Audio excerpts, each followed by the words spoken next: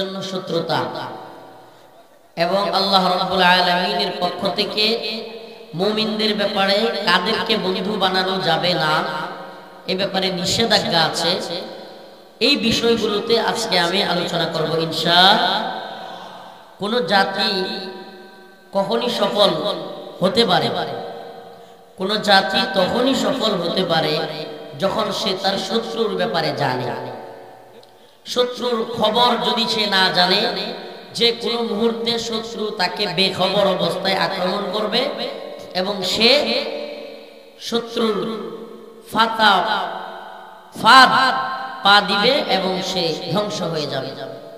এজন্য আমাদেরকে শত্রু মিত্র চিনতে হবে। মুসলমান তার জীবনের প্রত্যেকটা সেক্টরে, প্রত্যেকটা ধাপে সে তার রবের হুকুম অনুযায়ী চলবার চেষ্টা করবে। কোরআন সুন্নাহ এমন কোনো কিছু নাই যেটা কোরআন সুন্নাহয় নাই। সুবহানাল্লাহ।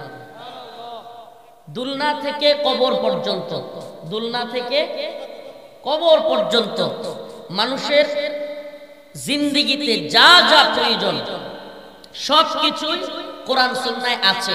এটাকে বিশ্বাস করার নাম হলো ঈমান। এটাকে বিশ্বাস করার নাম কি?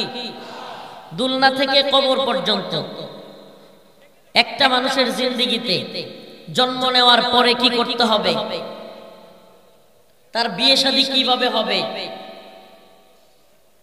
সামাজিক জীবনে সে কিভাবে চলবে, বাবা মার সাথে কি আচরণ করবে, ভাইয়ের সাথে কি আচরণ করবে, রাষ্ট্রীয়ভাবে ক্ষমতাসীন হলে কি আচরণ করবে, আন্তর্জাতিক পর্যায়ে তার আচরণ কেমন হবে, সবকিছু দুলনা থেকে কবর পর্যন্ত। এমনকি টয়লেটে কিভাবে টয়লেট ইউজ করতে হবে, এমনকি বিয়ের পরে স্ত্রীর সাথে সহবাস কিভাবে করতে হবে, আল্লাহ পাক এমন কোন জায়গা নাই যেটা কোরআন সুন্নাহয় বলে দেন নাই। সুবহানাল্লাহ।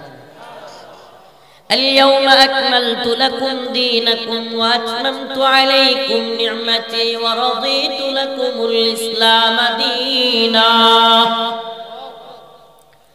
اليوم أكملت لكم دينكم وأتممت عليكم نعمتي ورضيت لكم الإسلام دينا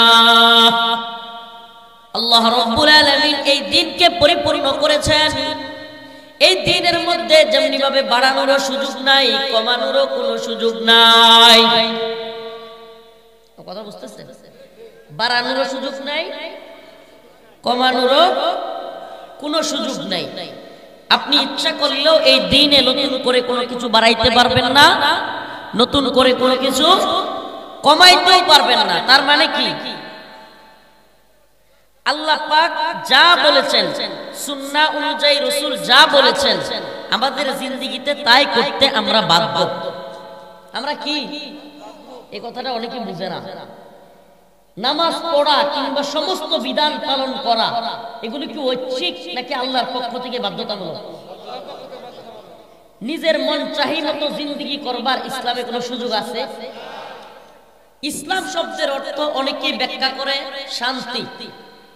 আসলে ইসলাম শব্দের অর্থ হলো, সালাম শব্দের অর্থ হলো শান্তি, ইসলাম শব্দের অর্থ হলো আত্মসমর্পণ। আত্মসমর্পণ বুঝেন? যখন কেউ পিছন দিয়ে পিস্তল ধরে কয় হ্যান্ডস আপ, তখন মানুষ কি করে? আত্মসমর্পণ। এটাই, এই রুলসটাই বর্তমান পৃথিবীতে প্রচলিত আত্মসমর্পণে। কি এটা? এটা হাত তুলে মানে হলো এখন তুমি যা বলবে আমি তাই করব। এই হাত তোলার মানে কি? এখন তুমি যা বলবে আমি তাই করব। আল্লাহ পাক কোরআনে হুবহু এই কথাই বলতেছেন, ক্বালু সামি'না ওয়া আতা'না। মুমিনদেরকে যখন জিজ্ঞেস করা হয়, কিছু বলা হয় আল্লাহর পক্ষ থেকে, তারা বলে সামি'না ওয়া আতা'না, আমরা শুনলাম এবং মানলাম। সুবহানাল্লাহ।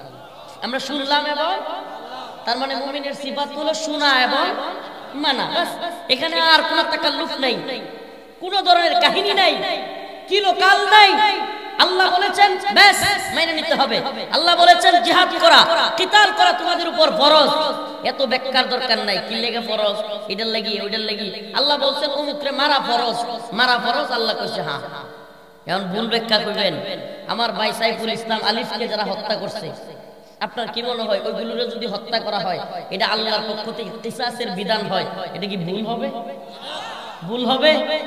তাইলে আমি যদি কেউ কই ইসলামে কাউকে হত্যা করা যায় না, এই কথা কি সঠিক হইল?